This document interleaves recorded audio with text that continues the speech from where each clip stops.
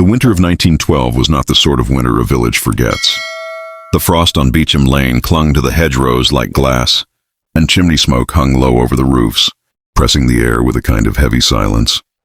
On the corner, behind a high brick wall and iron gate, stood the house of Mrs. Eleanor Winthrop, the widow, as she was called in half-whisper, half-respect.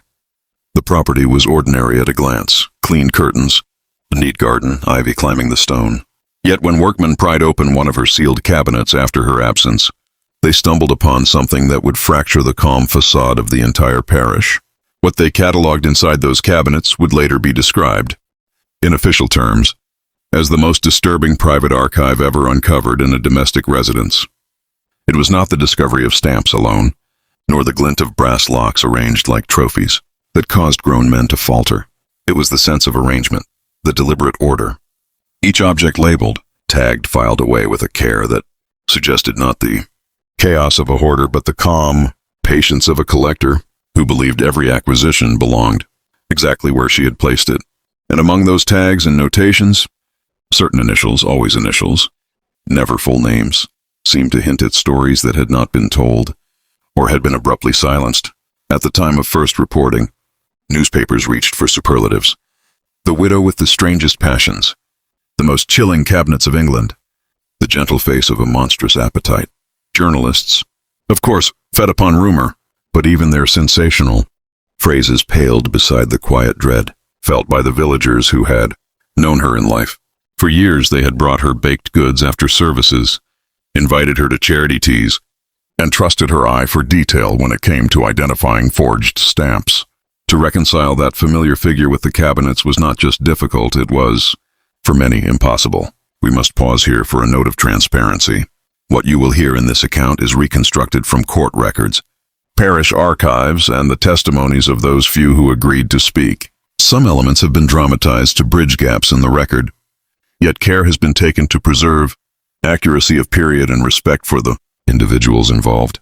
The contents discussed are disturbing, though not described in graphic detail. This is not a tale meant for sensation, but for reflection on how the ordinary can conceal the extraordinary, and how even the safest rooms can hide their shadows. Before we descend further into the cabinets of Beecham Lane, a word to you, the listener. Where are you joining from tonight?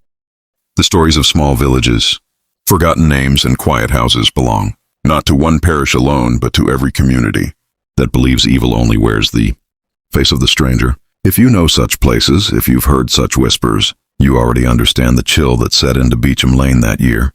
And so the stage is set, a modest house in a respectable English village, a widow known for her collections, cabinets that should have contained nothing more than curiosities, but instead offered a window into something far darker.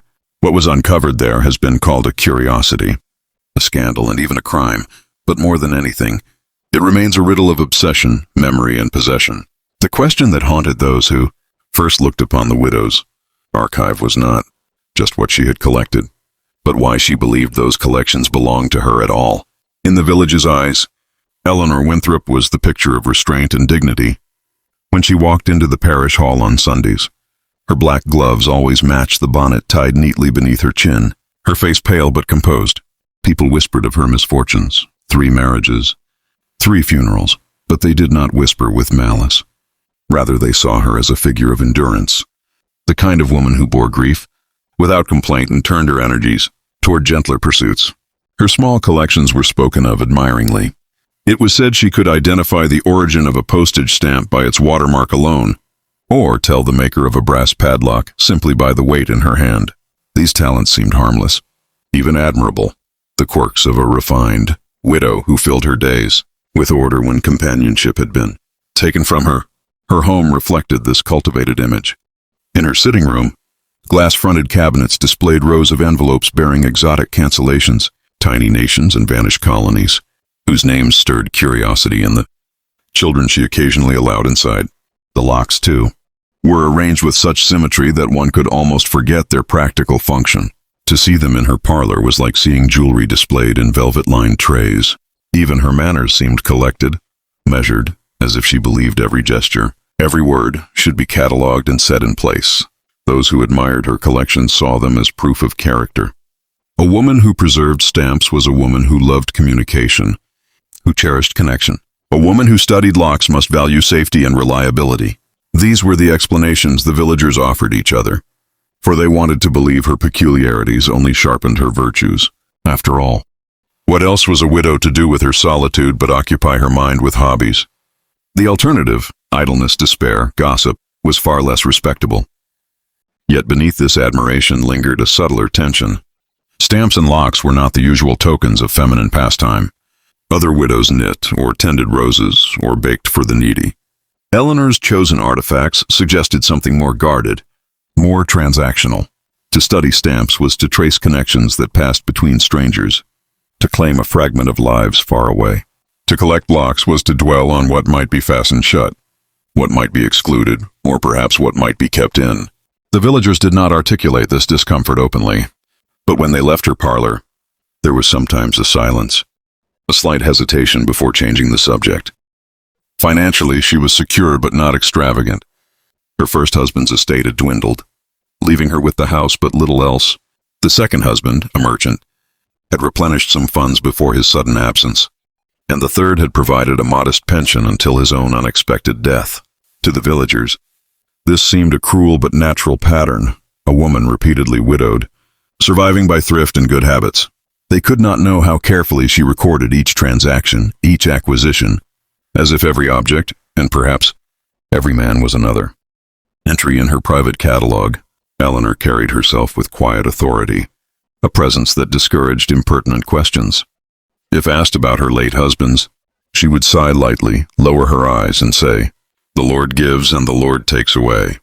If pressed further, she would redirect the conversation to her stamps, her voice lifting slightly as she described a recent acquisition from Prussia or the Cape of Good Hope. In this way, she trained others to follow her, preferred paths of discussion, guiding them toward her curiosities and away from her past.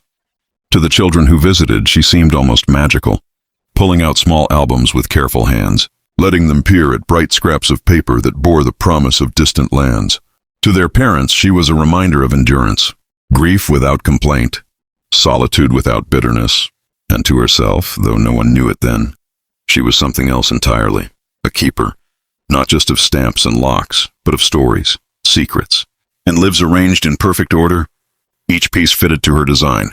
The parish that surrounded Eleanor Winthrop's house was the sort of place where appearances mattered more than facts. Tidy hedgerows, whitewashed fences, and freshly scrubbed steps announced to the world that order reigned within, even if behind closed doors disorder brewed. The people of the village had been raised to believe that a good reputation was both shield and currency. To fall into gossip's jaws was as ruinous as any disease. And so the community thrived on an unspoken agreement. What was seen in public defined the truth, and what was whispered in private could be denied if necessary. The church stood at the center of this moral geography, its bell a daily reminder of duty and propriety. Parishioners streamed in on Sundays with faces smoothed into masks of devotion, careful to be seen in the right pews and with the right companions. A widow who attended every service and donated to every collection, like Mrs. Winthrop, could secure the kind of silent approval that insulated her from suspicion. The rector spoke warmly of her contributions, praising her as an example of fortitude in hardship. In that small community, such commendation was as binding as law. Beyond the church, life rotated through the tavern, the marketplace, and the schoolhouse. Men lingered in the tavern after labor, trading stories that hardened into local legend. It was here, with the smell of ale thick in the air, that murmurs about Eleanor's peculiarities occasionally surfaced, always in lowered voices, always followed by an uneasy laugh to dispel their weight. The market, by contrast, was a theater of performance, women displaying produce, haggling loudly, and trading gossip as currency. There, Eleanor was more respected than beloved. She bought little, kept her dealings brisk, and gave the impression of a woman who neither asked for nor offered intimacy. Still, the veneer of communal order required that she be accepted. To question her too boldly would be to question the collective judgment of the parish itself. If the church blessed her as a model of endurance, and if the constable never filed charges or made inquiries public, then to cast doubt was to risk appearing envious, cruel, or unchristian.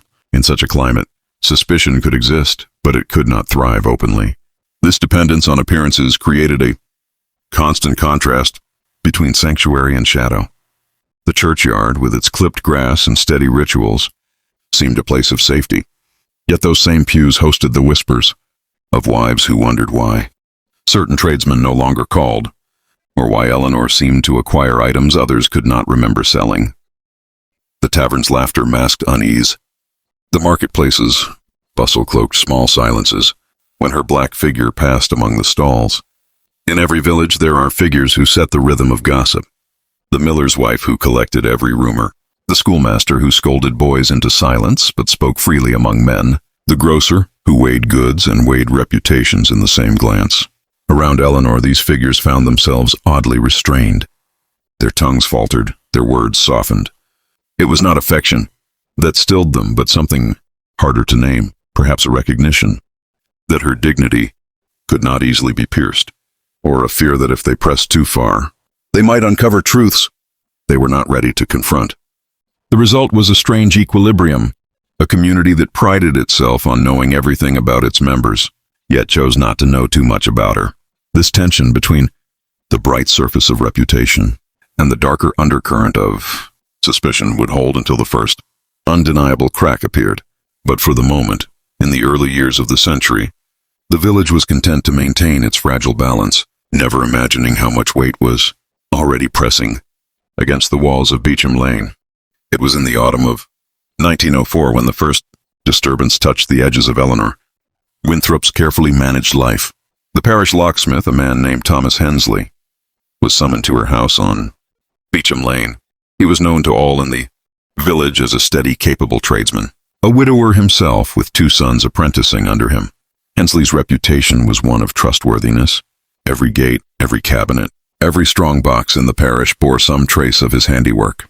When he was seen walking through Eleanor's gate one brisk October morning with his tool bag in hand, it caused no stir at all.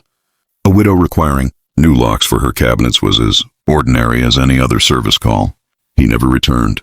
Days passed, then weeks, and his sons asked after him with growing unease. At first it was thought he had gone to a larger town in search of more profitable work. Tradesmen occasionally vanished for a spell, following contracts, but soon it became clear he had taken none of his belongings, had left no word with neighbors, and had been seen by no one since that morning at the widow's door. Questions began to circulate in the tavern. Had he fallen into debt and fled? Had illness carried him away on the road? Or had some quiet misfortune befallen him within the very walls he entered so routinely in his trade? The constable's notes from that season survive, their pages stiff with age.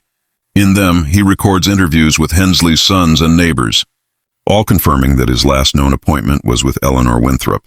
Yet when he called at her house, she received him with her usual composure. Yes, Mr. Hensley had attended to her cabinets, she admitted. He had been paid, and he had left shortly after. She even showed the constable the new locks, gleaming brass fixtures that turned smoothly beneath her keys.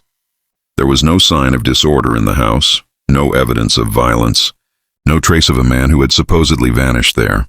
And so, despite the suspicions whispered behind hands, the matter could not be pressed further. Years later, during an inventory of her estate, an unpaid invoice was discovered folded neatly within one of her ledgers. It bore Thomas Hensley's name in his own hand, dated the very day he disappeared.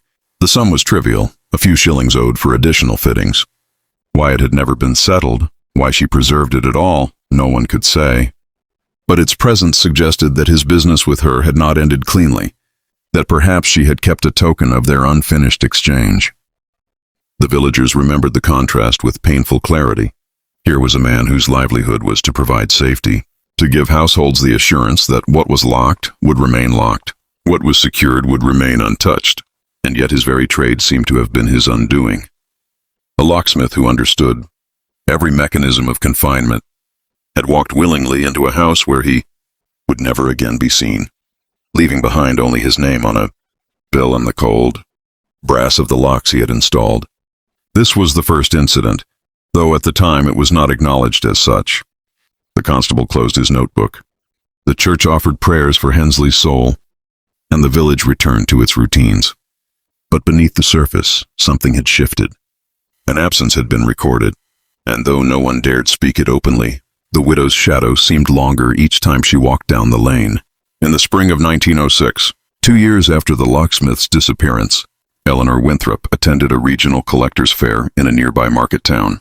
These fairs were social events as much as commercial ones, drawing hobbyists from miles around to trade stamps, exchange advice, and display their rarest pieces. Eleanor traveled there in her usual understated fashion, dressed in her sober black gown, carrying a small portfolio of prized acquisitions. To her fellow collectors, she was a familiar figure, polite, reserved, precise in her dealings. Yet on that day, something occurred that would later be spoken of with unease, though at the time it was treated as a minor squabble. Among the exhibitors was a man named Edward Barrow, a younger enthusiast known for his competitiveness and pride. He had built a modest reputation for sourcing difficult colonial issues, and he enjoyed the admiration of newcomers who marveled at his displays. Barrow, however, was also given to boasting, and his sharp tongue had earned him quiet resentment. When Eleanor stopped at his table, the two were observed in hushed conversation, leaning over a binder of mounted specimens. Witnesses later recalled a brief but visible tension. Barrow's face flushed, his hand swept protectively over his album, and Eleanor's eyes fixed on a particular page with unusual intensity. Moments later, Barrow accused her of attempting to remove one of his pieces without consent. The accusation shocked those present. To suggest theft at a collector's fair was to break an unspoken code of trust. Eleanor denied the charge with quiet dignity, stating that she had merely admired the stamp in question, a rare issue from Mauritius, bright blue and delicately cancelled, and had asked about its provenance. Barrow, red with anger, insisted she had lingered too long with her hand near the page. The exchange grew heated enough that the fair's organizers intervened, urging the matter be dropped for the sake of civility. Eleanor closed her portfolio calmly, offered no further protest, and departed shortly after. In the weeks that followed, the dispute became a topic of gossip among collectors. Some believed Barrow had overreached, using Eleanor's reserved manner as an excuse to elevate his own reputation. Others more quietly wondered if there was truth in his claim. After all, Eleanor's eye for rare pieces was renowned, and her ability to acquire stamps others had long sought was something of a mystery. But whatever side one took, the story ended abruptly when Edward Barrow himself disappeared. It happened one evening as he returned from a gathering in town. His lodgings were found undisturbed, his collection neatly stored, but he was never seen again. No sign of travel, no letters to family, no body discovered. To his fellow collectors, his absence was initially treated as another eccentric vanishing, a man perhaps ruined by debt, fleeing disgrace. Yet those who recalled the confrontation at the fair could not help but connect the two events: the widow who had been accused, the rival who had accused her, and the silence that followed. Years later, in the careful ledger discovered among Eleanor's belongings, there appeared a curious entry dated shortly after Barrow's disappearance. Written in her precise hand were the words, "Acquired under duress, blue, Mauritius, excellent cancellation." The phrasing struck archivists as chilling. It was not simply the addition of a rare specimen to her catalog, but the choice of words, "under duress," that suggested something more than a fair trade or purchase. The ledger, neat and clinical, offered no explanation beyond the notation, but to anyone familiar with her history, it read less like bookkeeping and more like confession. The villagers, of course, never knew of this ledger during her lifetime. What they did know was that two men, both connected to Eleanor in different ways, one by trade, the other by passion for stamps, had vanished without resolution, and still she walked among them, attending services, greeting neighbors, her black attire a constant reminder of loss. To the parish, she remained the widow of misfortune. To history, she was beginning to look like something else, a collector whose acquisitions were not confined to albums or cabinets, but extended into the very lives of those who crossed her path. It was whispered, though rarely above a murmur, that Eleanor Winthrop's second husband had never truly left her. His name was Charles Hargrave, a merchant of moderate means, remembered by older parishioners as genial, fond of telling stories from his years in trade. He had married Eleanor not long after the death of her first husband, bringing with him the promise of renewed stability. For a brief time their household had seemed livelier, his laughter carrying across the garden wall, his presence softening the widow's severe figure. Then, as abruptly as a candle snuffed, Charles was gone. The official account spoke of desertion, One morning, his place at the breakfast table was empty. By evening, it was said he had taken a coach toward the coast. There were rumors of unpaid debts, of foreign dealings gone sour, of a merchant's restless temperament finally breaking free. Eleanor herself, when asked, maintained a posture of resignation. "He was not suited to a settled life," she would say, lowering her gaze. "I wish him peace wherever he has gone." To many, the explanation sufficed. Men left their families more often than polite society cared to admit, and the woman abandoned could hardly be blamed for keeping her dignity intact. Yet small inconsistencies remained. Charles left behind his favored walking stick, the one engraved with his initials. His clothing hung still in the wardrobe, his shaving kit undisturbed on the washstand. He had withdrawn no funds from the bank, sent no letters, and claimed none of the possessions a man would take if he meant to start anew. Neighbors noticed these details but quickly buried them beneath the safer assumption of desertion. To probe too deeply was to invite scandal, and scandal had no place in a parish that prided itself on order. It was not until many years later, during the posthumous cataloging of Eleanor's effects, that a fragment of his presence re-emerged, tucked within a folio of stamps, pages otherwise devoted to ordinary issues of Great Britain lay a folded piece of paper, ink blurred as if exposed to water. The writing was faint yet legible in parts. Addressed in Charles's hand, it began with a term of endearment before slipping into phrases that suggested unease. "The Lux, not what I expected," and later, "If anything should befall me, remember this is not by choice." The letter broke off mid-sentence, the lower half torn away or dissolved. No date was affixed, only his initials hurriedly signed. For the archivists who examined it, the contrast was striking. Marriage vows, spoken to bind two lives together in permanence, stood against the void left by his unexplained disappearance. A husband meant to be her companion had instead become another absence, another gap in the parish's understanding. To Eleanor, this gap seemed merely another entry in her catalogue of loss, folded quietly into her routines. But to those who read the letter decades later, the suggestion was unmistakable. Charles had not departed freely. Something had held him, perhaps even consumed him, within the confines of the house on Beecham Lane. In the village memory, Charles became a ghost story told with care, if at all. Children overheard fragments, piecing together that the widow had once been left by a husband who never returned. Adults corrected them swiftly, insisting he had gone abroad, that it was not a subject for talk. The silence was louder than rumor, and through it all, Eleanor walked each Sunday into church with the composure of a woman touched by misfortune, yet never undone by it. To the parish she embodied endurance. To the unseen record she was already beginning to resemble something else, a custodian of disappearances, each one folded into her life with the same precision she gave to stamps and locks. Constable William Armitage kept notebooks in a cramped but careful hand, each filled with the minutiae of village life, petty thefts, disputes over property lines, lost livestock, and the occasional drunken quarrel at the tavern. Among these pages, however, certain entries stand out for their quiet persistence, brief observations about the widow on Beecham Lane. They are not accusations, nor formal charges, but rather fragments of unease recorded by a man sworn to uphold order yet bound by the limitations of his office. In those notes one sees the slow, reluctant formation of a suspicion he could never quite voice aloud. The first mention comes shortly after Thomas Hensley's disappearance. Armitage records his visit to Eleanor's home, remarking on her composure, the gleaming new locks, and the absence of any trace of the tradesman. "Widow calm. No disturbance observed," he wrote, adding only, "Sons of Hensley unconvinced." Months later, when Edward Barrow vanished, another brief note appears. "Last seen at collector's gathering. Mrs. W. also in attendance. No proof of quarrel beyond witness rumor. Suggest further observation." These remarks are almost apologetic, as though he feared to stain his ledger with suspicions unsupported by evidence. Armitage's position was precarious. In a small parish, every action of the constable was subject to scrutiny by neighbors who might be kin or patrons of those he investigated. To openly accuse a widow of standing and means, respected in the parish, praised by the rector, was to risk his own reputation.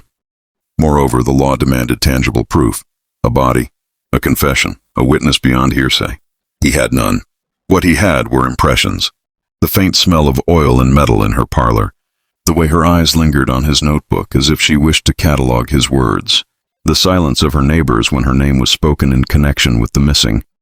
One entry from 1908 is particularly telling. Armitage writes of a conversation with a maid who once worked in Eleanor's service. She reported hearing movement at night in rooms supposedly locked and described the widow as always testing keys. Yet when pressed, the maid refused to repeat her story publicly, fearing both dismissal of her character and reprisal. Armitage closed the note with resignation. Nothing actionable. Again and again, this phrase recurs in his notebooks, a refrain of frustration in the face of suspicion. The contrast that emerges is stark, duty against impotence. Here was a man charged with protecting his community, yet constrained by the very system he served. Without evidence, he could not act. Without action, the pattern deepened. Each missing man became another weight on his conscience, another absence he carried silently through his rounds. To his superiors, his reports seemed routine. To the villagers, he appeared diligent. But in his private writings, one senses the heavy shadow of doubt, the recognition that something was wrong in the house on Beecham Lane, and that he lacked the means, or perhaps the courage, to confront it. When his notebooks were reviewed decades later, archivists saw them not as failures of observation, but as evidence of institutional failure. The constable had seen enough to question, but the system offered no framework to act upon what was no more than intuition. His silence, born of caution and duty, became another form of complicity. In this way, the figure of Constable Armitage illustrates the very mechanism by which Eleanor Winthrop continued her life unchallenged. Suspicion without proof, duty without power, and a community willing to look away until the pattern could no longer be ignored. In 1909, a curious visitor arrived in the parish, a physician from London who styled himself an alienist, a practitioner of the new science of the mind. His name was Dr. Henry Collingridge, and he had been invited by the rector to deliver a series of lectures on nervous maladies at the town hall. The subject was fashionable among the educated classes, and parishioners crowded in with a mixture of skepticism and fascination. It was during his short stay that Dr. Collingridge encountered Eleanor Winthrop, and though their meeting was brief, it left behind one of the most unsettling professional notes in his surviving journal. He described being introduced to her at the rector's home, where she stood apart from the group, listening more than she spoke. A widow of striking composure, he wrote, with eyes that survey as though they are weighing and cataloging the very presence of those before her. Collingridge had a habit of observing mannerisms with clinical precision, and what he noted of Eleanor was her object fixation. When conversation turned to her stamp collection, her demeanor shifted markedly. Her voice, otherwise cool, grew animated, her hands precise and almost reverent as she described engravings, paper thickness, cancellations. It was not mere interest, he thought, but an intensity that bordered on rapture. He later accepted her invitation to view the collections themselves. In his journal, he recounted stepping into her parlor, where glass cases gleamed under the muted light. He expected disorder, the clutter of a hobbyist, but instead found a space curated with obsessive symmetry. Every item had a label, every drawer a catalog. One might mistake it for a museum, he wrote, were it not for the unnerving silence in which these objects seemed to await inspection. He remarked that she touched the locks as though they were relics, her fingers lingering, not on their mechanical parts, but on the small tags that bore initials or dates. In their private exchange, Collingridge attempted to draw her out on matters of grief. He asked, as delicately as he could, how she endured so many bereavements. Her reply was chilling in its detachment. Loss is only a form of transfer, doctor. What is gone from one place belongs in another. She said it without tremor or sorrow, as if stating a principle of natural philosophy. For Collingridge, trained to hear beneath the surface of words, the statement resonated as both confession and creed. His journal entry concluded with an unsettling phrase. Predatory serenity. He sensed in her a calm that was not born of peace, but of possession and inward certainty that whatever she desired she could obtain, and that the process of acquisition was justification in itself. He confessed he felt watched during his visit, not as a guest, but as a specimen. One departs her rooms, he wrote, with the impression not that one has observed a collection, but that one has been added to it. Here lies the contrast so striking in his account. Modern science against village superstition, Rational diagnosis set against whispers of witchcraft. While neighbors attributed Eleanor's peculiarities to eccentric widowhood, Collingridge framed them as symptoms of a deeper compulsion. Yet even his language, clinical though it was, failed to pierce the mystery. He labeled what he could: fixation, detachment, predation, but he could not explain what lay beneath. His notes, preserved in a private journal and only rediscovered long after, stand as one of the few professional testimonies to Eleanor's nature. They suggest that behind her genteel exterior was not merely a woman of odd habits, but a mind bent upon arranging the world into possessions, human and otherwise, with a collector's cold devotion. The alienist departed the parish after his lectures, leaving behind little more than a few raised eyebrows and this troubling observation. To the villagers, he was a curiosity himself, another outsider with strange notions. To history, however, his words became an artifact, a glimpse into the psychology of the widow that would haunt every subsequent investigation. His diagnosis was incomplete, but his impression lingered, like a faint shadow cast upon her already darkening reputation. When the house on Beecham Lane was finally opened after Eleanor Winthrop's disappearance, the official inventories focused first on her obvious collections, albums of stamps, drawers of locks, cabinets of curios. Only later, in a writing desk pressed against the wall of her upstairs chamber, did the parish authorities uncover a slim, leather-bound notebook. Its cover was plain, unmarked, but the pages inside bore a hand so exacting it seemed mechanical. The notebook was not a diary in the common sense, filled with sentiment or reflection. It was instead a catalog, lists, dates, initials, and brief notes written with the same fastidious neatness she had applied to her philatelic albums. The earliest entries recorded the acquisition of ordinary objects. July 1899, green cancellation. Cape of Good Hope, or October 1900, padlock.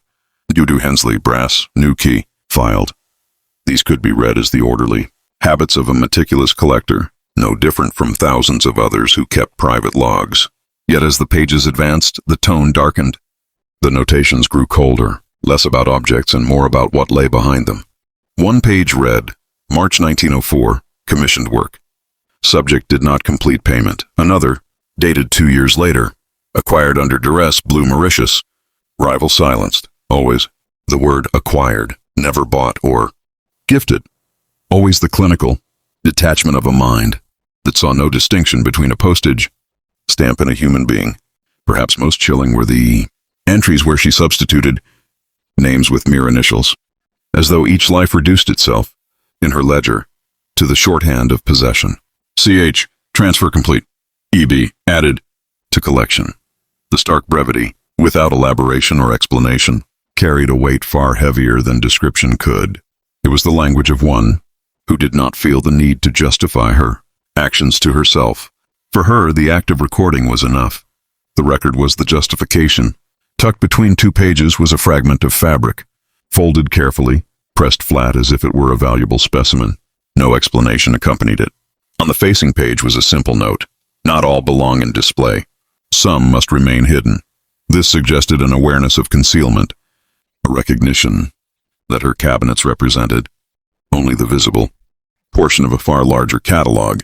To those who studied the notebook later, it was the strongest proof yet that her collections extended beyond the innocent. The contrast within the book was unbearable to many who handled it. The structure of order, tidy columns, precise lettering, stood against the chaos implied by its contents. A notebook that should have been harmless bookkeeping instead carried the chill of a confession. Archivists describe feeling a sense of intrusion, as though the book itself regarded them, cataloging the very act of their reading. For the parish authorities, the discovery of this notebook created a dilemma. Without bodies, without evidence beyond ink and paper, could it be treated as proof of crime? Or was it only the rambling of a lonely mind, given to fantasies of acquisition? To leave it unexplored seemed negligent. To acknowledge it fully seemed to demand explanations they were unwilling to face, and so it was sealed with the other artifacts, locked away as a curiosity in official records. Yet those who had known her, neighbors, fellow parishioners, would never look at her name the same way again. The widow had spoken always of order, of preservation, of valuing what might otherwise be lost. Her notebook revealed the dreadful corollary, that in her view, people too could be preserved, reduced to initials and entries, kept in silence forever. What she could not keep alive, she could keep catalogued. What she could not display openly, she concealed as part of her private archive. In that book, the line between hobby and hunger, between collection and captivity, disappeared entirely. The parish constable, Thomas Renshaw, had served the district for nearly 20 years. He was no stranger to small thefts, domestic quarrels, or the occasional brawl in the market square. But when the rector placed Eleanor Winthrop's notebook on his desk in late 1910, Renshaw confronted something that unsettled him in ways his ordinary duties never had. At first glance, it appeared a ledger of possessions.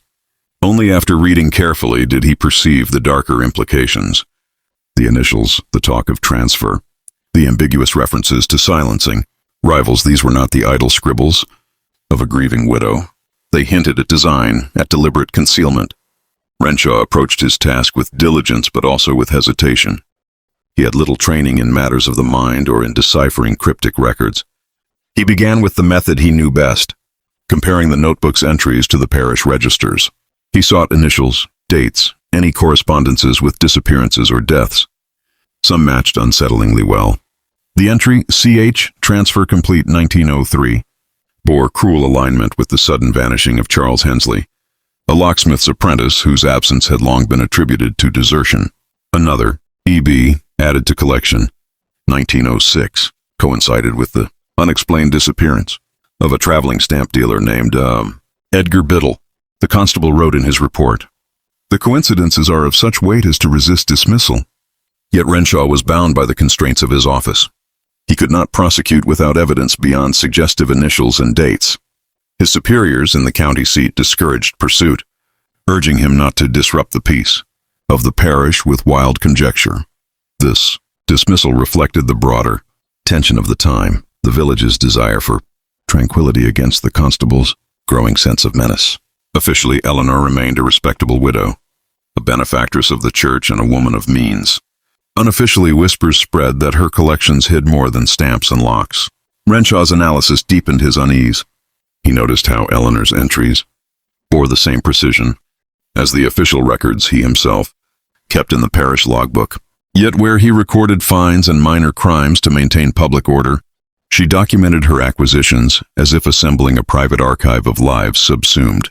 His task, to enforce law and order, stood in sharp contrast to hers, which seemed to erase law altogether and substitute her will as final authority. He attempted discreet interviews. Old neighbors spoke of nighttime visitors to her house who never returned. A maid, once briefly employed, described strange instructions. Certain cabinets were never to be touched, certain rooms never to be entered. Renshaw wrote these testimonies carefully, yet when he sought to present them formally, he found the witnesses reluctant, their words retracting into vagueness under scrutiny. Fear of reputation, fear of reprisal, both served Eleanor more effectively than any legal defense. The constable recorded his frustrations in the margins of his report. Each step taken reveals only the outline of something vast, never its substance. Her order conceals the chaos she sows. To prove her guilt is to enter her catalog, and none who enter return unchanged. His language slipped from the procedural into the poetic, as though the very act of reading her notebook had infected his sense of clarity. In the end, his investigation was quietly shelved. The notebook and his accompanying notes were sealed in the county archive, labeled not as evidence but as curiosities. Renshaw was instructed to resume his ordinary duties. Outwardly, the case dissolved into silence. Yet within him, the conviction hardened that the widow's collection was no metaphor, but a hidden ledger of the parish's missing. The official record would never name her as culprit, but the constable's suppressed report stands as testimony to the unease of a man who glimpsed too clearly the pattern beneath her order. Thus, an authority figure charged with preserving safety found himself powerless, restrained by institutional caution and lack of proof. His world of law met her world of obsession, and the collision yielded only paralysis. In that failure lay the beginning of her legend, the suspicion that one woman, beneath the shelter of propriety, had outmaneuvered the very structures meant to contain her. The spring of 1911 brought with it a turn in the story that neither the constable nor the rector could suppress. A traveling antiquarian, Mr. Lawrence Pembroke, wrote to the parish authorities after passing briefly through Beecham Lane. He claimed to have purchased at considerable cost a folio of rare stamps from a woman fitting Eleanor Winthrop's description. Among the pages he later examined was an item so improbable that he felt compelled to report it. A specimen of the famed black penny, postmarked in 1840 but altered, across its surface faintly, as if pressed with diluted ink or faded graphite, was not the expected royal profile but the ghostly outline of a face, thin and angular, unfamiliar yet disturbingly lifelike. Pembroke at first dismissed it as an error, perhaps the work of a forger's careless hand. Yet when he lifted the thin stamp to the light, he observed what appeared to be lines of writing etched into the gum on the reverse. The words were not complete sentences, but fragments: taken, mine, kept. The script was minuscule, requiring a magnifier to decipher, but consistent with the precise hand found in Eleanor's catalogue. Shocked, Pembroke retained the piece, noting that it seemed to pulse with a presence far stronger than ordinary philatelic rarity. His letter, now preserved in the county archive, recounted an episode that occurred the night after his discovery. He awoke in his lodgings at Norwich to the sensation of being counted, enumerated, as if an unseen voice recited his details in the darkness.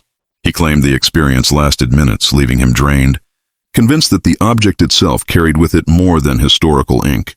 Pembroke's account ended with the stark declaration, "It is not a stamp, but a cipher, a binding.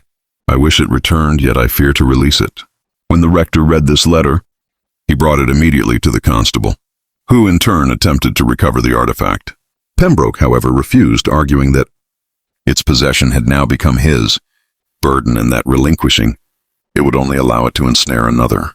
He agreed to send only a rubbing of the reverse inscription, which revealed lines eerily similar to those in Eleanor's notebook. Not all belong in display. Some must remain hidden. Here the contrast sharpened again. What ought to have been an object of beauty and heritage transformed into a vessel of dread. What ought to have been harmless commerce turned into evidence of possession. The artifact, humble in scale, magnified the suspicion that Eleanor's collections had never been mere hobbies. Each piece bore the possibility of concealment, each acquisition a vessel for something unspeakable. The parish was divided. Some dismissed Pembroke's tale as the melodrama of a collector grown fanciful. Others whispered that the widow had imbued her objects with the essence of those she claimed in her catalogue, binding lives into tokens that outlasted flesh. To one camp, superstition threatened reason. To the other, reason appeared willfully blind. The artifact itself lay beyond reach, locked away in Pembroke's keeping, leaving behind only his testimony, and the chilling impression that Eleanor's influence persisted, even after her disappearance. The discovery of this black penny marked the first time her obsession crossed from private rumor into tangible artifact. It was proof, at least to those willing to believe, that her collections carried within them not just history but human remnants. It was also a reminder that the line between the mundane and the monstrous could be thinner than a stamp's edge, and that in her hands even the smallest relic could become an instrument of dominion. By the winter of 1911, the unease surrounding Eleanor Winthrop's collections reached its most fevered pitch. Rumors alone could have been contained, as they often were in small parishes, but the convergence of testimony, the unsettling notebook, and now Pembroke's letter describing the black penny created a sense that silence was no longer tolerable. The rector, worn down by whispered accusations in the vestry and fearful parishioners pressing for answers, convened a clandestine meeting in the rectory's study. Present were Constable Renshaw, 2 church wardens, and a pair of tradesmen whose livelihoods had once depended upon Eleanor's patronage. All carried with them the same conflicted air, a desire to protect the community's peace set against the heavier weight of conscience. The debate turned swiftly from talk of moral responsibility to practical peril. Renshaw, still constrained by the county's refusal to treat Eleanor's notebook as admissible evidence, argued that official channels had failed. "If law will not act," he told them, "we must reckon with what stands among us." The others wavered, reluctant to confront a woman who remained, in public, a benefactress and widow of means. The contrast could not have been sharper. Her respectable facade as donor to the church, against the private terror suggested by artifacts and disappearances. To challenge her openly meant risking reputations, livelihoods, perhaps even safety. A plan emerged not of bold accusation, but of cautious intrusion. One of the wardens, a man named Harker, proposed a night visit to Beecham Lane, not to apprehend but to catalog what lay inside her cabinets. "Let us see with our own eyes," he urged, "whether the talk of souls, pressed into objects, is mere gossip or truth."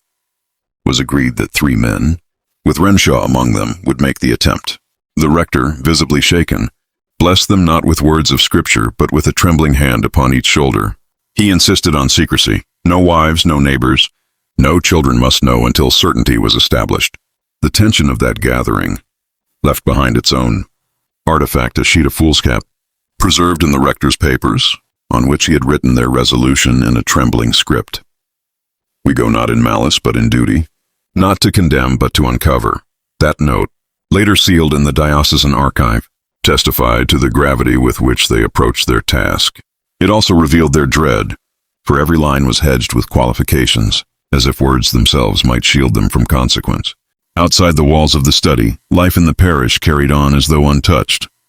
Children rehearsed for the Christmas pageant.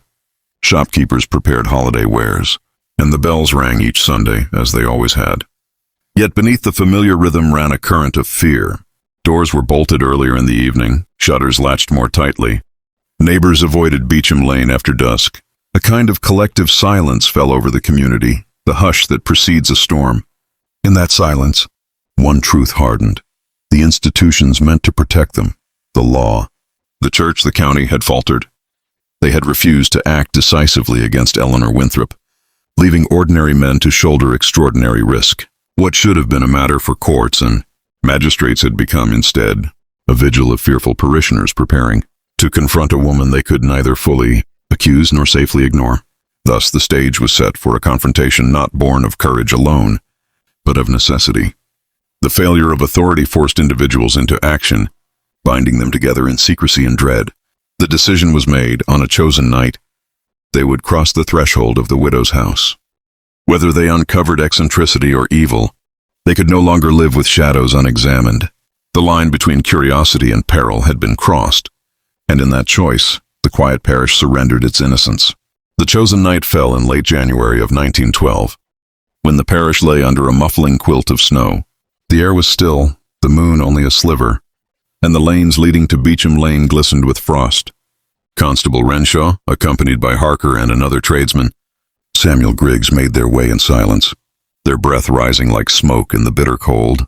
They carried no lanterns, fearful of drawing notice, relying instead on the dim sheen of moonlight. Each step seemed to resound far too loudly, the crunch of snow a constant reminder that secrecy was fragile. The house loomed before them, darker than the surrounding cottages, its windows blank, its roof heavy with untouched snow. For months, no smoke had risen from its chimney, yet the men approached with the dread of intruders disturbing a living presence. Renshaw tested the door first. It gave way with surprising ease. The latch unfastened, as though the house itself expected them. Inside, the air was colder still, yet it carried a faint scent, something like iron mingled with lavender, a perfume that did not dissipate but clung to the lungs. Their first steps revealed the strange duality of Eleanor's domain. In the hallway, order reigned. Neat rows of framed engravings, dust brushed from the skirting boards, furniture aligned with unnatural precision. Yet as they passed into the parlor, the order turned uncanny. Cabinets lined the walls, their glass fronts gleaming faintly, filled with objects that seemed to watch the intruders as much as be observed. Stamps mounted on cream paper glowed like tiny windows.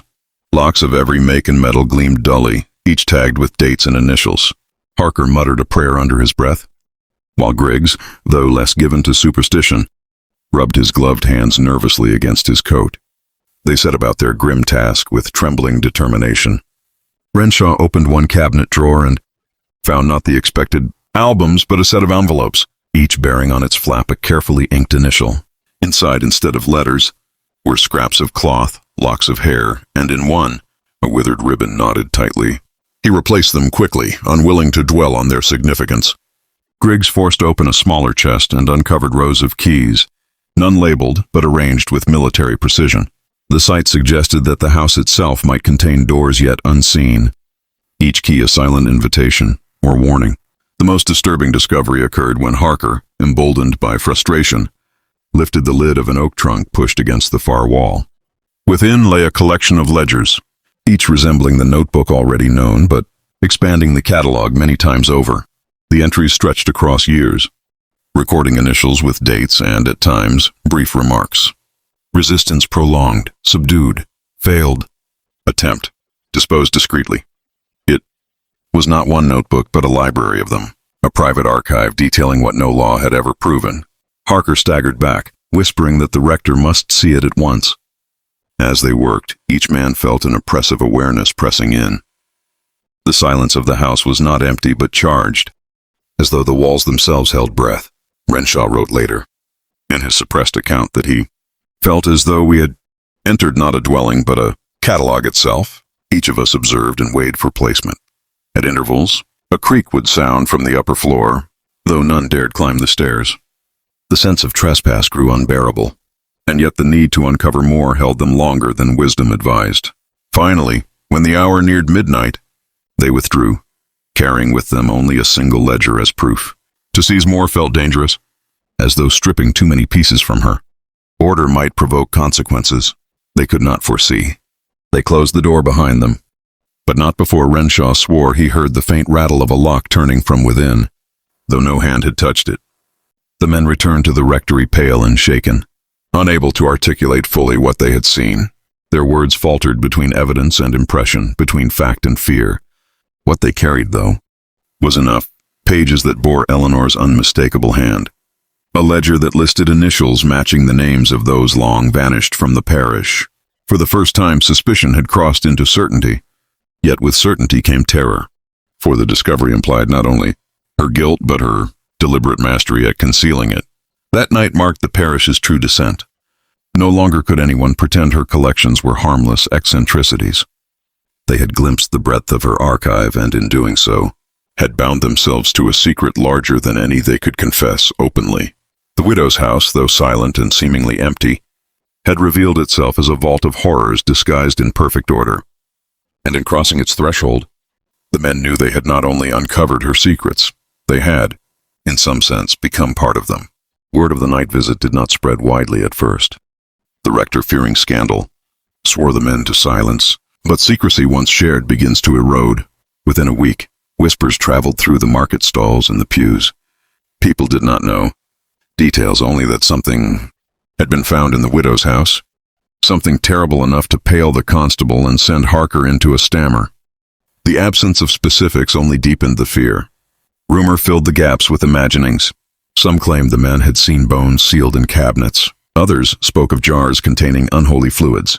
What they had actually carried back, a single ledger, remained hidden. Locked in the vestry chest, the ledger itself was studied in grim quiet by the rector and Renshaw. Its pages, more expansive than the original notebook, were a labyrinth of entries spanning nearly 2 decades. The initials matched too many absences to dismiss.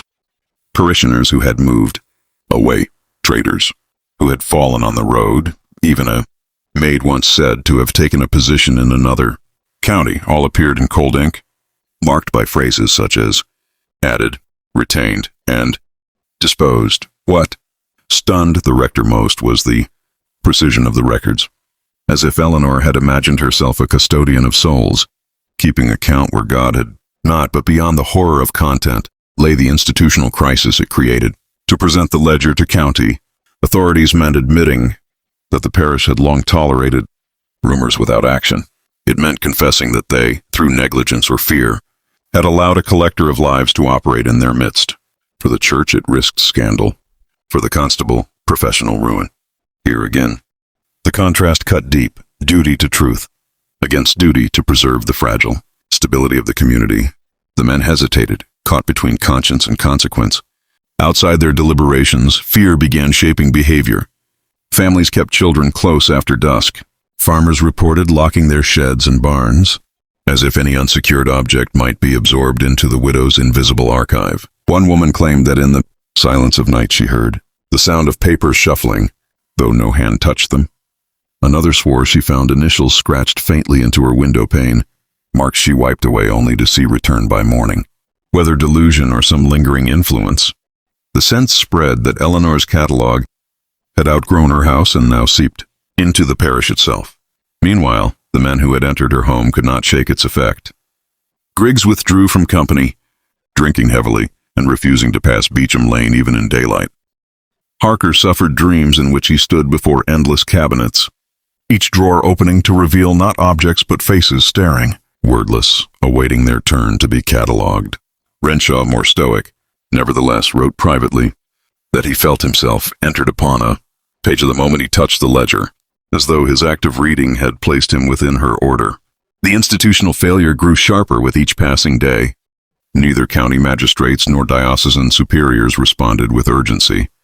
Instead, polite letters were returned urging patience, caution, and restraint, as though the matter were one of accounting rather than human lives. By the time spring approached, the ledger had been returned to its chest, locked away with a prayer, not a prosecution. The rector justified this in sermons on leaving judgment to God, but the parishioners heard the tremor in his voice. They knew it was not faith that bound his hands, but fear. And so the widow's legend thickened. Though she had vanished months earlier, her power endured in the paralysis she left behind. The ledger, tangible, undeniable, was proof enough to act. Yet those entrusted with action recoiled, preferring silence to exposure.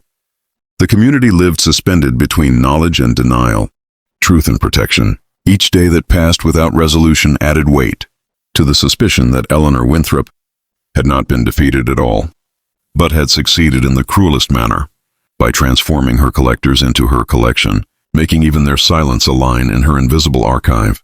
By the summer of 1912, pressure that had long simmered beneath the parish's surface finally erupted. The rumors, once contained to private kitchens and market stalls, had crossed parish boundaries. Travelers passing through spoke of the widow's house with a mix of derision and dread, and a pamphleteer from Norwich even circulated a sensational leaflet suggesting the village harbored a murderer whose crimes rivaled the most lurid penny dreadfuls. For a community already bound by silence and shame, this outside intrusion was intolerable. Whispers became demands. If the authorities would not act, then the parish itself must bring the matter to a close. It was the church wardens who pressed the rector hardest.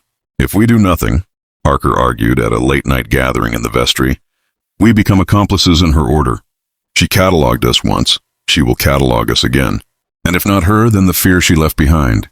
The constable, though reluctant to overstep his bounds, agreed that delay had bred only more unrest. The idea of a formal raid, something beyond their hesitant night visit, was raised and reluctantly embraced. This would not be the cautious lifting of a lid or the theft of a single ledger, but a full-scale entry into the house on Beecham Lane, with witnesses, with documentation, with the intent to expose whatever lay within to daylight. Planning for the raid bore the dual marks of desperation and superstition. They arranged for 6 men in total: Renshaw, Harker, Griggs, 2 younger farmers for strength, and 1 clerk to serve as record keeper. Each man was to carry a lantern and, by Harker's insistence, a piece of consecrated chalk to mark any doors or drawers they opened, so that what was loosed might not return unbound. The rector, though too frail to accompany them, offered prayers over their tools and pressed upon them the importance of witness. Write down what you see, so that it cannot be denied or forgotten. The tension in these preparations reflected the central contrast of their undertaking: law against rumor, order against fear, faith against the possibility of something beyond faith's reach. The men were ordinary parishioners, none trained in investigation or armed for violence, yet they shouldered a burden abandoned by the very institutions meant to protect them. In their caution and ritual, one saw both bravery and desperation, as if they feared not only what they might find, but what failing to act might make of them. When the appointed evening came, the village seemed to hold its breath. Shutters were drawn early, and children hushed by parents who offered no explanation. The men gathered in silence outside the church before setting off toward Beecham Lane, their lanterns shielded, their boots muffled by summer dust. Even before they reached the widow's gate, one of the younger farmers swore he felt the air grow heavier, as if the house had been waiting for their arrival. They did not yet enter, but in their approach was already a kind of confrontation, a collective decision to pierce the sanctity of Eleanor Winthrop's domain, to treat her house not as a respectable residence but as a vault of evidence. The constable noted in his later account that for the first time, he felt the balance shift, not merely men intruding upon her order, but a community rising, however haltingly, against the silence that had protected her. The raid, though still in its planning stage that night, was already a rebellion against paralysis. It was the moment when secrecy gave way to action, when rumor demanded reckoning. Yet beneath their resolve ran a current of dread. What if opening her cabinets and ledgers did not free the parish, but instead unleashed something far more enduring? That question hung unspoken between them as they crossed the threshold once more, lanterns raised, each man wondering if, by entering her house together, they were already writing themselves into the next page of Eleanor Winthrop's collection. The raid began with a strange quiet that none of the 6 men would ever forget. As they stepped through the threshold of the house on Beecham Lane, their lanterns sent thin blades of light across polished wood and glass panes that seemed already awake to their presence. The silence was absolute, no settling of beams, no whisper of wind through cracks, not even the scurry of mice. It was a silence that pressed against the ears, a silence that seemed chosen rather than natural. Each man, though surrounded by others, felt singularly exposed, as though the house regarded them individually and weighed their measure. They advanced cautiously, beginning in the parlor where Eleanor had once received visitors. The cabinets there, so meticulously arranged, were unlocked and easily opened, as though inviting inspection. Inside, the men found what they expected: stamps mounted in perfect order, locks gleaming in rows, but beneath the ordinary lay strangeness. Some of the stamps bore faint discolorations, marks that under lantern glow resolved into shadowy outlines resembling human features. One appeared to hold the trace of a closed eye, another the suggestion of a thin-lipped mouth. The locks, too, carried oddities, initials etched crudely into their backs, some belonging to names already whispered among the vanished. Harker, determined to prove the reality of what they faced, pried open a drawer sealed with wax. Within lay small packets wrapped in cloth, each labeled with dates. One contained hair bound neatly with ribbon, another held a child's button still threaded with torn fabric, and another a shard of ivory that looked to have been part of a tooth. Each discovery deepened the dread, for they were not trophies in the usual sense, but tokens, fragments catalogued with the same care Eleanor had applied to her postage stamps. As they pressed farther into the house, the atmosphere shifted. The air thickened, carrying that faint metallic lavender scent noted by earlier visitors. The younger farmers whispered that they felt watched, not from behind but from within the cabinets themselves. Griggs, already unsteady from drink and fear, dropped his lantern at the sound of a faint rattling from the upper floor. The group froze, light flickering, shadows stretching like black fingers across the walls. Renshaw steadied them, insisting they proceed, though his own voice trembled.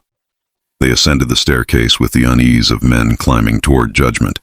At the landing, they discovered rooms arranged not for living but for storage. Chests were stacked against walls, drawers lined in precise rows, and ledgers spread open on tables, each filled with Eleanor's tight mechanical hand. The clerk who accompanied them began recording in his own ledger, noting the initials, the dates, the sheer volume of material. His hands shook so violently that the ink splattered across the page. He later confessed that while he wrote, he felt as though another hand guided his pen, urging him to replicate her order. The climax came when they entered the final room at the corridor's end. Unlike the others, it was nearly bare. Against one wall stood a single cabinet with mirrored glass, and within it hung not stamps, not locks, not tokens of cloth or bone, but portraits, sketches, and photographs, each labeled with the same initials found in her ledgers. Faces of the vanished stared back at them, some blurred by time, others alarmingly vivid. Among them was the unmistakable likeness of Charles Hensley, the locksmith's apprentice, and Edgar Biddle, the stamp dealer. The presence of these likenesses, preserved as though she had stolen not just lives but visages, drove home the dreadful truth. Eleanor had not simply catalogued possessions. She had archived people. Panic spread among the men. Harker muttered prayers through clenched teeth, while Griggs bolted for the door, convinced they were already trapped inside her order. Renshaw tried to rally them, insisting they gather what they could as evidence. But the atmosphere had shifted from investigation to survival. The rattling above grew louder, as though unseen drawers slid open and shut of their own accord. The scent of lavender thickened until it cloyed. One farmer swore he heard his name whispered from the cabinets, though none dared check. They fled at last, burdened with hastily gathered ledgers and one of the portraits torn from its case. As they stumbled into the night air, the sudden noise of wind and trees was almost overwhelming, a reminder that the world beyond still existed. Yet none felt relief. Each carried the sense that they had not escaped. The house so much has been released by it, and that their intrusion had not closed the matter, but awakened something that now knew them individually. The raid had succeeded in uncovering proof, yet in doing so, it had crossed a threshold from suspicion into confrontation. No longer was Eleanor Winthrop merely a vanished widow with peculiar habits. She was, by evidence of her archives, a collector of lives, a woman whose house had become a mausoleum disguised as a museum. And now, those who had dared expose her secrets were certain they had been catalogued themselves, written invisibly into the order they had sought to destroy. Morning did not bring relief. The men who had stormed Eleanor's house returned to their cottages, carrying ledgers, tokens, and the torn portrait. But they also carried the weight of a curse none dared name aloud. Sleep eluded them. When their eyes closed, they saw the mirrored cabinet and its array of faces, staring back in unblinking reproach. By midday, word of the raid spread through the parish, and neighbors gathered outside the constable's office to demand answers. They expected triumph, a declaration that the mystery was solved. What they saw instead were pale men avoiding each other's gaze, their hands trembling as if they had handled something corrosive. The constable attempted to present order, laying out the ledgers and artifacts on the long oak table. The parish clerk read passages aloud in his faltering voice. Names matched with dates, notations beside each entry that seemed more ritual than record. Secured, bound, catalogued. The evidence was damning, yet it was also bewildering. No body was recovered, no direct confession, only fragments that pointed in many directions but refused to resolve into certainty. The rector, when shown the portrait of Edgar Biddle, sank into a chair and wept, insisting the likeness could only mean Eleanor had kept him as part of her collection. Yet without remains, some still hesitated, clinging to the possibility that she was merely eccentric, even deranged but not murderous. The debate fractured the parish. On one side stood those who had seen too much, the raiding party, the rector, grieving families who recognized initials among the ledgers. They demanded the house be condemned, the archives burned, and an inquest convened beyond village control. On the other stood the magistrate and several wealthier residents, who argued that destroying evidence would invite scandal and ruin property values. We cannot permit the name of this parish to be dragged through broadsheets and leaflets, the magistrate warned, his tone sharp with fear. If outsiders believe we harbored such depravity, we may never recover. It was in this clash, truth against reputation, grief against denial, that institutional failure reasserted itself. The constable, having risked his own safety, was ordered to seal the artifacts in a chest and deliver them to Norwich for review. The chest departed under guard. But weeks later, word came back. The city authorities declared the materials inconclusive and returned them, advising the parish to maintain discretion. It was as if the proof itself had been swallowed by bureaucracy, stripped of meaning once it crossed parish lines. The raiding men felt betrayed, abandoned by the very structures they had hoped would deliver justice. In the absence of official action, fear filled the void. Villagers whispered that Eleanor's house still held more than they had uncovered, that some rooms remained locked not by iron but by something less earthly. Children dared each other to approach the gate, only to run back screaming that they heard voices behind shuttered windows. The widow herself was never found, and her absence became more oppressive than her presence had ever been. She seemed to haunt every lane, every pew, every market stall, not as a specter seen but as an absence felt. The contrast sharpened daily. Documents that ought to have delivered closure instead deepened unease. Institutions that should have protected the community instead silenced it. The artifacts, now locked in the vestry chest, were no longer regarded as evidence but as contaminated objects that drew misfortune to any who touched them. The parish clerk, who had copied Eleanor's ledgers, fell ill and raved in his fever that invisible drawers were sliding open inside his head. Griggs, still shaken, took to drink more heavily and muttered of hearing his name whispered whenever he passed. Beecham Lane. By autumn, a kind of truce was declared, not with Eleanor but with silence. The magistrate forbade further talk of the raid, warning that gossip would only prolong disgrace.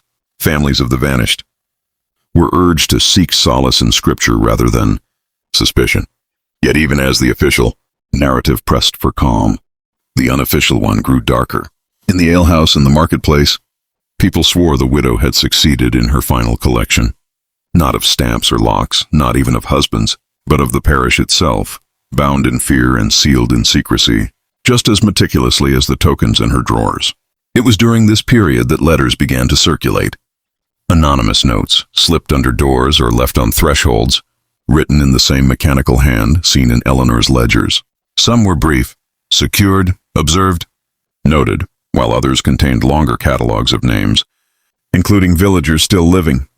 The constable tried to dismiss them as cruel forgeries, yet their consistency and precision unsettled even him. No one ever saw the writer, yet all felt watched, as though the village itself had been drawn into a collection that could not be escaped. The philosophical terror of the time lay in its contrast. The community had sought to master fear through exposure, to raid the widow's house and reclaim order, but instead they had been absorbed into her order, where once the cabinets contained stamps and locks, now the entire parish seemed catalogued, its people numbered, its rituals marked, its very silence bound. In attempting to confront Eleanor Winthrop, they had made themselves subjects in her final archive. By spring, resignation replaced resistance. Families spoke less of the vanished.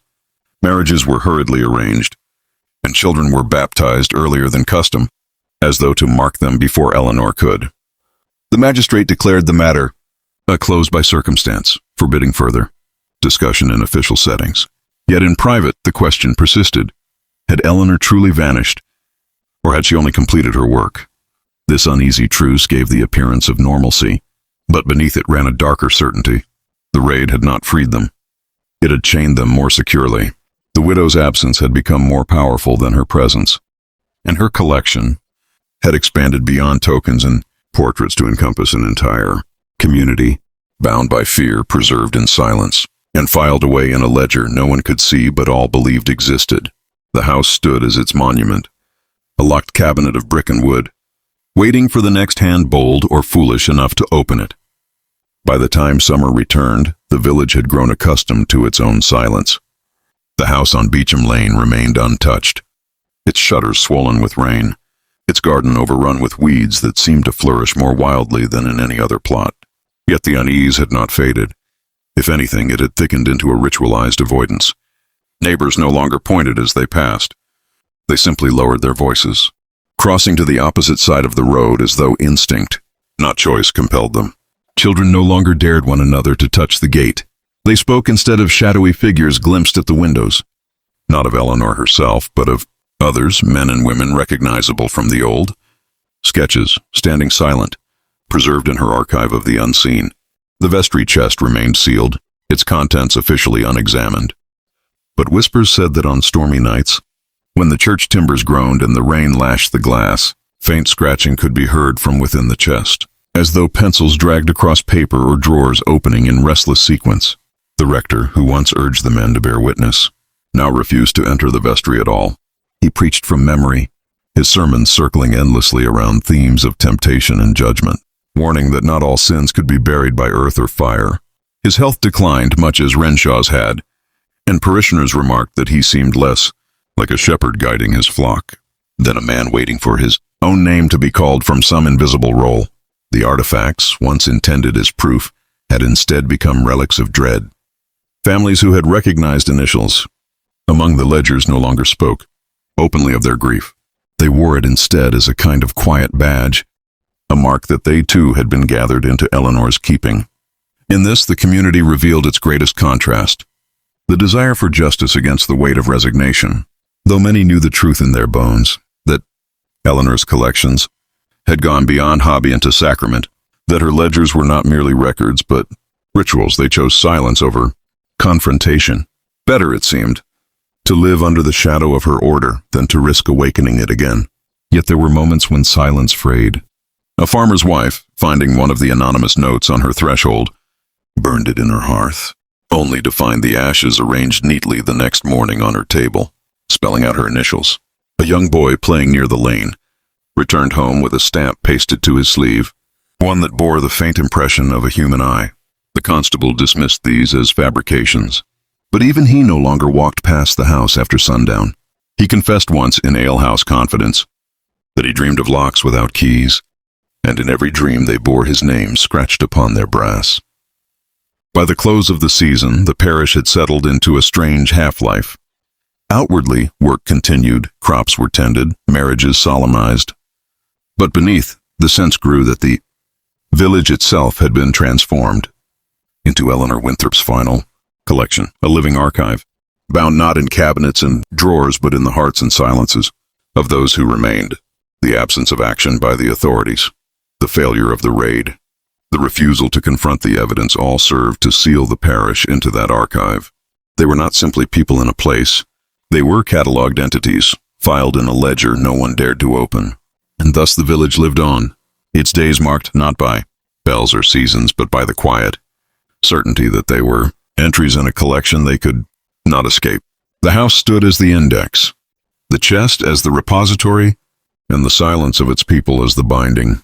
Eleanor had vanished, but her order had endured stronger than before, an invisible system that held them all within its grasp. Time, as it moved past the crisis, did not heal the parish. It only hardened its silence into stone. Decades later, when outsiders passed through, they sometimes remarked upon the shuttered house on Beecham Lane, wondering aloud why such a structure was left to rot when its bricks were sound. Locals offered evasive answers: ownership disputes, disuse, a widow's eccentricity, and quickly shifted the subject. Few spoke of Eleanor Winthrop by name, and fewer still admitted what lay inside the chest that remained locked in the vestry, passed from one rector to the next as an unwanted inheritance. The evidence that should have settled the matter had become instead a burden of memory, too dangerous to destroy, too fearful to confront. Yet memory has its own persistence. Old diaries, uncovered in lofts, bore faint references to the collection, to the lavender, air, to faces in the glass. Margins were filled with notes in an unfamiliar hand, as if Eleanor herself had annotated the lives of those who survived her. Some scholars, intrigued by the fragments, argued that the widow represented a rare case of obsessive cataloging taken to pathological extremes, a woman who transformed grief into order. Others whispered that her order was something more, that she had discovered a way to preserve souls as one preserves specimens, bound not by ritual but by a ledger's simple act of naming. The contrast that lingers is this. On one side, the parish presented itself as healed, a place of ordinary fields and quiet lanes, unremarkable to those who visited. On the other side, for those who had inherited the silence, life was lived with the sense of being observed, noted, filed. Marriages, deaths, even baptisms were carried out as though they were entries in a book already written. In this way the widow triumphed.